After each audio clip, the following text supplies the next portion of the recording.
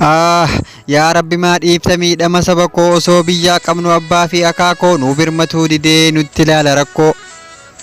Osoo biyya qabnuu taane akka raqaa biyya ormaatitti uffannee waraqaa. Yaa Rabbi birmadhu hundumaa dandeetta iyya lammiitiyyaa guyyarraa dhageetta. Sooshaal miidiyaarraa hunduu bahee iyya maaf nutti cal'iftu maaloo warri biyyaa. Miidhamni saba koo garaa koo laalesse siriinna addunyaa na jalaa faallesse.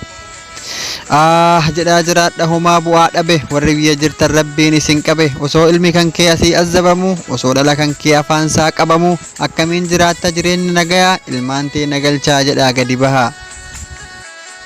Maal si goone Su'uudii? Maal si goone Su'uudii lammii koo maaf dararta addunyama kanatti guggubdee maaf azzabda? Nan aadana dhukkubaa nagadditi qalbiin koo hamaan kee haa rakkatu ani bade lammii koo. Jireenya fooyyeffachuuf biyya kan kee gadhiiftee beelaf dheebuun miidhamaa balaaxaa gubbaa ciiftee ho'i gubee si fixee dafka sirraan gaccobsaa ciniinnattee obsitee rakkoo hundumaa dhoksaa. Qorrillee kunoo dhufee aarsaa si kafalchiisa qaama kan kee si gubee kiisa si uffachiisa. Anaa kee yaa lammii koo saba birmannaa dhabe yaadaf gaddaan guutamee qomoo hamileen cabe.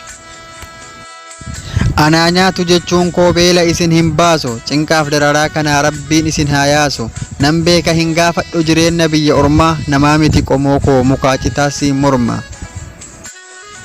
Hojjattee uf jijjiiruuf halkan guyyaa dhamaatee mukaaf dhagatti bu'aa gaaran baane ol baatee fooqii tokkorraan buutu isa tokko yaabbatta boqonnaa tokkoon qabdu halkan guyyaa dhaabbatta. Hojiin keen qabu hamma waan hundaa si dalaga nyaata gootee nyaachisaa hammaama sitti araga.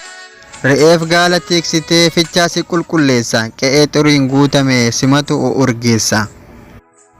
Nan beeka hin gammanne quban qabdu gammachuu kaayyoon kee manaa baateef dalagattee argachuu. Carraan jireenyaa tuni kaayyoo kee faallaa qabdee dalagatuu na haftuu baatee galuu dadhabde.